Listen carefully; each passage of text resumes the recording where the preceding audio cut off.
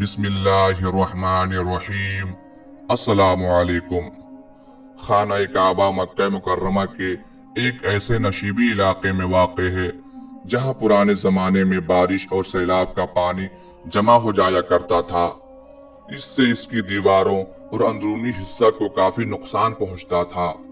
پانی کی روک تھام کے لیے اس زمانے میں خانہ کعبہ کے باہر ایک بند بنوایا گیا تھا، لیکن یہ بند بھی پانی کے ریلوں کے آگے نہ ٹھہر سکا اور بار بار ٹوٹنے کے بعد آخرکار بالکل منہدم ہو گیا، جس کے بعد عمارت کو زیادہ نقصان پہنچتا رہا۔ ہوتے ہوتے صورتحال اس قدر بگڑ گئی کہ ایک زمانے میں یوں دکھائی پڑنے لگا جیسے کعبہ کی خستہ عمارت عنقریب دھڑام سے آ گرے گی۔ اہل مکہ اس صورتحال سے بہت پریشان رہتے تھے۔ وہ کعبہ کے خستہ اور بوسیدہ حصوں کو گرا کر انہیں از سر نو تعمیر کرنا چاہتے تھے، مگر بات یہ تھی کہ ایام جاہلیت سے ان کی ہاں یہ تصور چلا آتا تھا کہ خانہ کعبہ کا کوئی حصہ گرانے سے خدا کا عذاب نازل ہوتا ہے، اس لیے کسی کو بھی مرمت کا حوصلہ نہیں پڑتا تھا۔ ادھر مسلسل سیلابوں اور شہر سے آنے والے پانی نے کعبہ کی فصیل کو اس قدر کمزور کر دیا تھا کہ فوری مرمت لازمی ہو گئی تھی۔ حضور اکرم صلی اللہ علیہ وآلہ وسلم طبعاً بے حد خلیق اور ملنسار تھے۔ آپ صلی اللہ علیہ وآلہ وسلم اجتماعی اور فلاحی معاملوں میں اہل مکہ کے ساتھ مل جل کر رہتے تھے۔ آپ صلی اللہ علیہ وآلہ وسلم کو بھی خانہ کعبہ کی خستہ حالی کا فکر دامن گیر رہتا تھا، بلکہ اس عوامی تشویش کا احساس آپ صلی اللہ علیہ وآلہ وسلم کو سب سے زیادہ لاحق تھا۔ خانہ کعبہ کی تعمیر نو کو اولیت ملنے میں کئی باتوں کا دخل ہے۔ کعبہ کے بیچ میں ایک کنواں ہوتا تھا۔ زیارت کے لیے آنے والے اس کنویں میں اپنے نذرانے پھینک دیا کرتے تھے۔ ایک دفعہ کسی نے اس کنویں سے قیمتی اشیاء چرا لی۔ چور کو چوری میں اس لیے بھی آسانی ہوئی تھی کہ کعبہ کی دیواریں نیچی بھی تھیں اور کچی بھی، ان پر کوئی چھت بھی نہ تھی۔ بہت کوشش کے بعد چور پکڑ لیا گیا۔ جرم کی پاداش میں اس کے دونوں ہاتھ کاٹ دیے گئے، مگر نذرانوں والے کنویں سے مال و دولت کو مزید چوریوں سے بچانے کے لیے خستہ دیواروں کو گرا کر پختہ دیواریں بنانا اور ان پر چھت تعمیر کرنا پہلے سے کہیں زیادہ لازمی دکھائی دینے لگا۔ اس کے علاوہ ایک دلچسپ واقعہ بھی اس کام پر فوری توجہ کا سبب بن گیا۔ کعبہ کے کنویں میں ایک پھندار ناگ بھی رہتا تھا۔ وہ دن کے وقت کنویں سے نکل کر کعبہ کی منڈھیر پر بیٹھ جاتا اور مزے سے دھوپ سیکا کرتا تھا۔ اگر کوئی شخص اس کے نزدیک جانے کی جسارت کرتا تو وہ پھن پھیلا پھیلا کر خوفناک پھنکار کرتا اور ڈسنے کو لپکتا، جس سے سب لوگ بھاگ کھڑے ہوتے۔ مرمت اور تعمیر نو کا کام شروع ہونے میں اس ناگ کا خوف بھی حائل تھا، مگر پھر ہوا یوں کہ انہی دنوں ایک بڑا عقاب اڑتے اڑتے ادھر آ نکلا۔ وہ بجلی کی طرح ناگ پر لپکا اور اسے دبوچ کر لے اڑا۔ یہ واقعہ اس قدر دلچسپ اور معنی خیز تھا کہ ایک شاعر زبیر نے اس پر بڑے خوبصورت شعر بھی لکھے۔ ناگ کے خاتمے کے بعد لوگ یوں محسوس کرنے لگے جیسے خانہ کعبہ کی تعمیر نو کے لیے خدا نے ان کا راستہ صاف کر دیا ہے۔ اتفاق کی بات ہے کہ عین انہی دنوں ایک یونانی تاجر اور کاریگر باقوم کا جہاز طوفان کی زد میں آ گیا اور بندرگاہ جدہ کے ساحل کے نزدیک آ کر کنارے سے ٹکرا کر تباہ ہو گیا۔ باقوم اپنے وقت کا ہنرمند کاریگر تھا، اسے معماری اور نجاری میں بھی دسترس حاصل تھی۔ اہل مکہ کو جہاز کی تباہی کی خبر ہوئی تو انہوں نے باقوم کے پاس لوگوں کو روانہ کیا۔ لوگوں نے اس کا ٹوٹا پھوٹا جہاز خرید لیا تاکہ اس کی لکڑی کے تختے خانہ کعبہ کی تعمیر نو میں استعمال کیے جا سکیں۔ لوگوں نے باقوم کو اپنے ہمراہ مکہ چلنے اور کعبہ کی مرمت کے کام کی نگرانی کرنے پر راضی کر لیا۔ چنانچہ باقوم کی معاونت کے لیے مکہ کے ایک تجربہ یافتہ کاریگر کی خدمات بھی حاصل کر لی گئیں اور پھر بڑے زور و شور سے کام شروع کر دیا گیا۔ خانہ کعبہ کی تعمیر نو کے اس تاریخی کام میں تمام قبیلے متحد ہو کر پورے جوش و خروش سے مصروف ہو گئے اور کوئی قبیلہ بھی اس شرف سے محروم نہ رہا۔ हुजूर अकरम सल्लल्लाहु अलैहि वसल्लम भी इस कार्य खैर में बढ़ चढ़ कर हिस्सा ले रहे थे। हर किस्म का मतलूबा तामीरी सामान फराहम कर लिया गया। मक्का के आसपास की पहाड़ियों से नीले पत्थर जमा कर लिए गए और तामीर का काम बड़ी सूरत और जाफशानी से आगे बढ़ने लगा। जब दीवारें 5-6 फुट के लगभग उठ गईं, तो हजर अस्वद को इसकी पुरानी जगह पर नस्ब करने का मरहला दरपेश हुआ।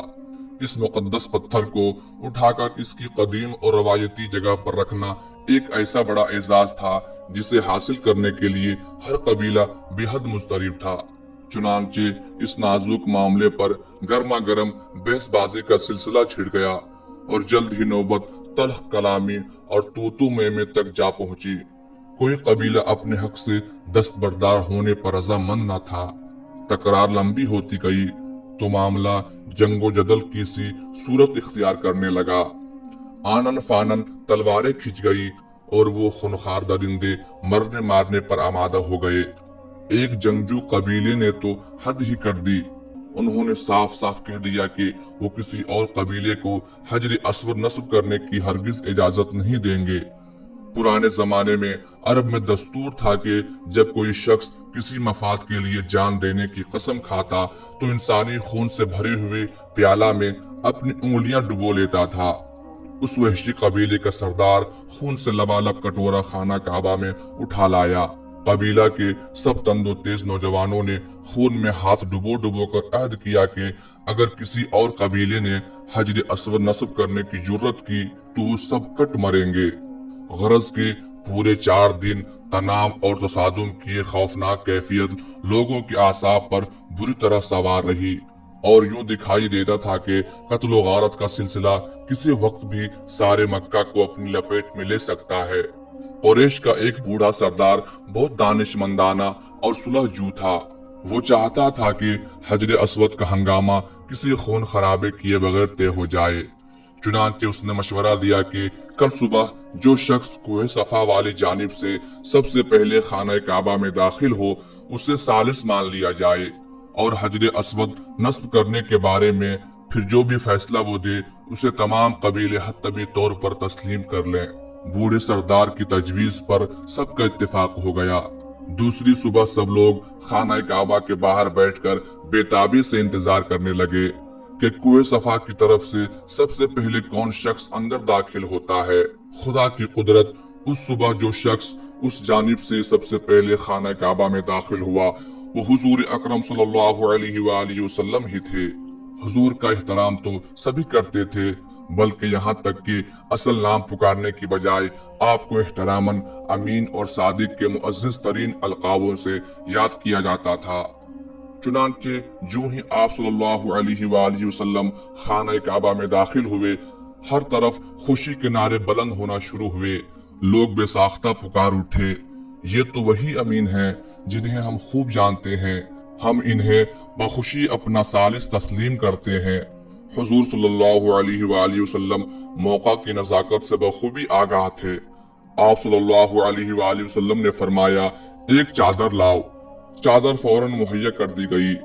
आप सल्लल्लाहु अलैहि वसल्लम ने उसे जमीन पर बिछा दिया और अपने मुबारक हाथों से हजर अस्वद उठाकर चादर के बीच में रख दिया। फिर तमाम कबीलों के मुंतखब नुमाइंदों से फरमाया, अब तुम सब इस चादर के किनारे थाम लो और इसे उठाकर उस मकाम तक ले जाओ जहां हजर अस्वद नस्ब होना है। सब लोग चादर के किनारे थामे खुशी खुशी उस मुकाम पर पहुंच गए। आप सल्लल्लाहु अलैहि वसल्लम ने फरमाया, अब इसे जमीन पर रख दो। फिर आप सल्लल्लाहु अलैहि वसल्लम आगे बढ़े, हजर अस्वद उठाया और उसे मुकर्ररा मकाम पर रख दिया। आप सल्लल्लाहु अलैहि वसल्लम की इस मामला फहमी और दानिशमंदाना फैसले से सारे कबीले बेहद मसरूर और मुतमईन हो गए। हुजूर अकरम सल्लल्लाहु अलैहि वसल्लम की इस दानिशमंदी से वो कबीले एक खूनखार खाना जंगी से बच गए, वरना वो उखड़ लोग तो मरने मारने के लिए तैयार होकर तबाही के दहाने पर पहुंच चुके थे। वो जाहिल लोग तो जरा जरा सी बातों पर तलवारें तान कर तसादुम के शोलों में कूद पड़ने के आदी थे। भला इज्जत और नामूस के इतने बड़े मामले पर सब्र तहम्मुल और फहम फरासत से कैसे काम ले सकते थे। حجر اسود کے اس مشہور واقعہ کو بہت تاریخی اہمیت حاصل ہے۔ دور نبوت میں حضور صلی اللہ علیہ وآلہ وسلم کی یہ حدیث بھی اس واقعہ کی طرف ایک لطیف اشارہ ہے کہ میں نبوت کی عمارت کا آخری پتھر ہوں۔